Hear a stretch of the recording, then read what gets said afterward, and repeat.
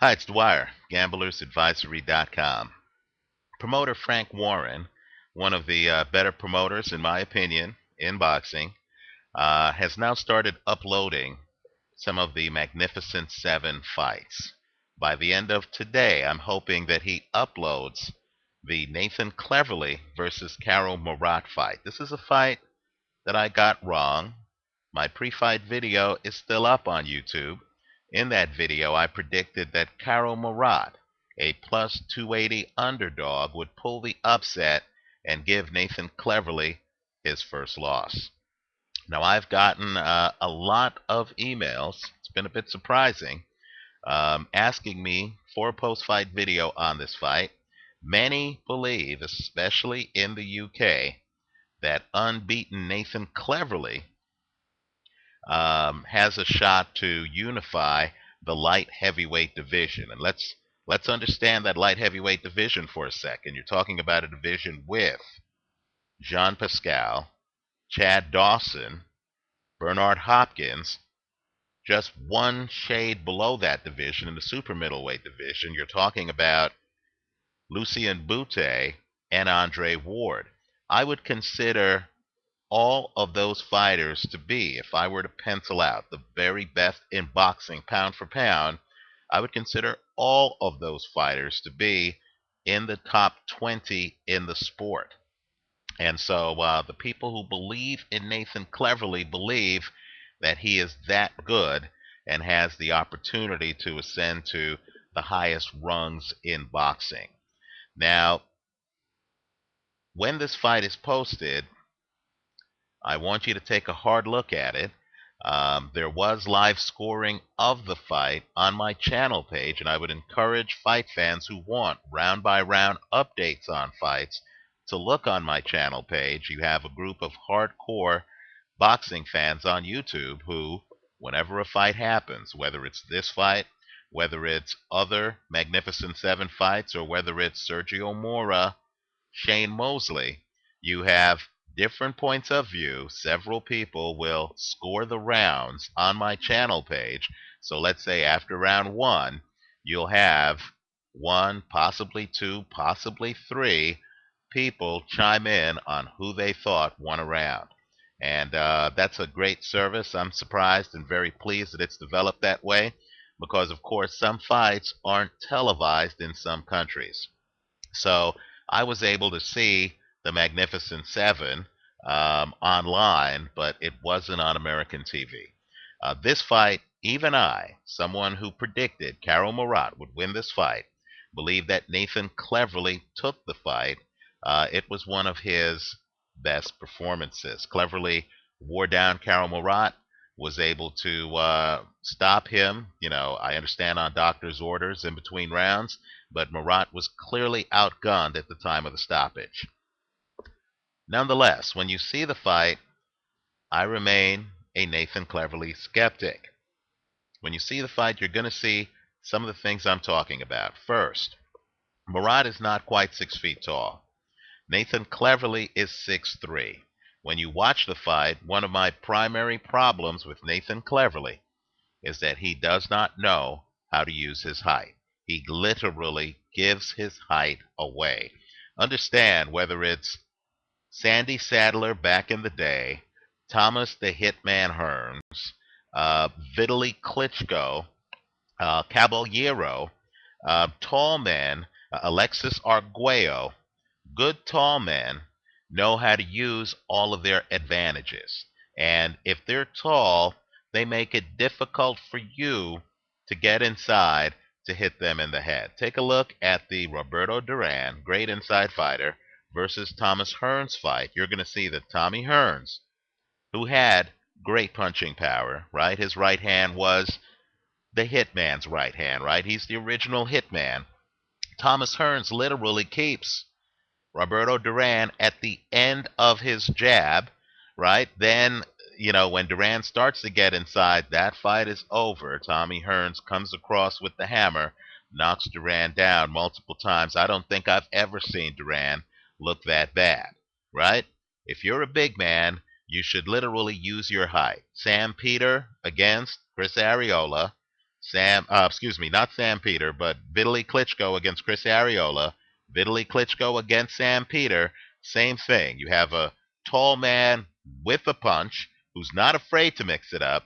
But of course, when you're a tall man, you know you can bank those early rounds if you make your height an issue. The other guy can't get inside, the other guy can't reach your head.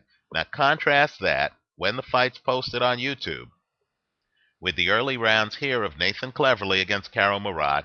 You're going to see that Cleverly gives away his height advantage. He literally comes in, he leans over. You can hit Cleverly in the head, right? I think that's a problem, especially when you're talking about the sharpshooters that we're talking about in the light heavyweight division, right? You don't want to be hittable. Nathan Cleverly is far too hittable. I think that it's a problem going forward, and I understand that I'm criticizing an unbeaten fighter, but you really do have to look at the good and the bad. We're here to figure out who's going to win future fights. The other problem that I have with Cleverly, in fact, I have a few, is take a look at this Karo Murat fight. You have Murat, who is shorter, right? He has a passive defense, right? It's a Arthur Abraham style defense. He has his hands up. He's not bobbing and weaving, right? He's on the outside. He has his hands up. He's not Michael Casitas. He's not Joe Frazier. He's just on the outside with his hands up. He's passive on the outside. Why wouldn't a taller guy establish a jab in a fight like this? Cleverly, I've always been amazed. He's 6'3". He has a pretty good jab. Why doesn't he throw it? You know, I know that some fighters actually like fighting. Cleverly might like fighting a bit too much. In a fight with an opponent who isn't bobbing and weaving and, pressuring you nonstop, why not bank a few rounds early? You're fighting in the UK. Take a look at the number of jabs that Vitaly Klitschko throws against Sam Peter. Take a look at the number of jabs Vitaly Klitschko throws in his fights. Right? You're a tall man. Establish the jab. What the jab allows you to do is to then dictate distance in the fight. Nathan Cleverly is not, at 23 years old, at the point where he can do that, right? Everyone gets inside on Nathan Cleverly. Karo Murat got inside on Nathan Cleverly against the fighter that Cleverly is calling out. Bernard Hopkins, you don't want Bernard inside because Bernard Hopkins inside knows how to fight you off your own shoulder. Take a look at his fight against Kelly Pavlik, and Bernard knows, just like Roberto Duran, how to block those inside punches, how to hit you with punches and forearms, how to basically have his way inside, right? I don't think Cleverly shoots a jab enough to keep guys like Bernard Hopkins off of him. I have concerns about Nathan Cleverly fighting Bernard Hopkins. I have concerns about Nathan Cleverly fighting someone like Jean Pascal, who's going to be outside. Then he's going to be up in Cleverly's face, throwing very hard punches in a combination. I'm not sure if Cleverly is going to be able to dictate the pace of the fight, the distance of the fight, to keep a Jean Pascal or a Bernard Hopkins off of him, right? He doesn't throw the jab enough. Here's the biggest problem, though. Those problems are dwarfed by what I think is a bigger problem, right? Cleverly's sense of balance and his need to keep his feet so wide apart that he can't fight up on his toes. You've heard the phrase fighting up on your toes. You've seen guys who can literally move around the ring and make adjustments. Cleverly is a big guy, right? He's 6'3", who for some odd reason needs to sprout roots into the canvas. And it's odd because he's a great athlete. He moves well when the other fighter's away from him. He can walk around the ring, but when he's in combinations, he cannot throw and move, right? He's not a dancer. He's a planter. He comes in, his feet are too wide apart. He's in one spot during all of these shootouts. And of course, there are shootouts because Cleverly can't keep the opponent away from him. Take a look at how wide apart his feet are against Karo Murat. Think about Felix Trinidad. Think about other fighters who had feet that gave away what they're doing, right? If you're in one spot, if you can't punch on the move, if people can read your feet and know when you're going to throw power punches, you're going to be at a distinct disadvantage against the Lucien Boutets if Boutet moves up to light heavy, and the Jean Pascals. Because these are fighters who they can fight on the move. And so they're going to look at you, they're going to see you sprouting roots, they're going to hit you, they're going to move. By the time you move to react to them, to catch up with them, they're going to hit you with more shots because you're not set and you can't punch on the move.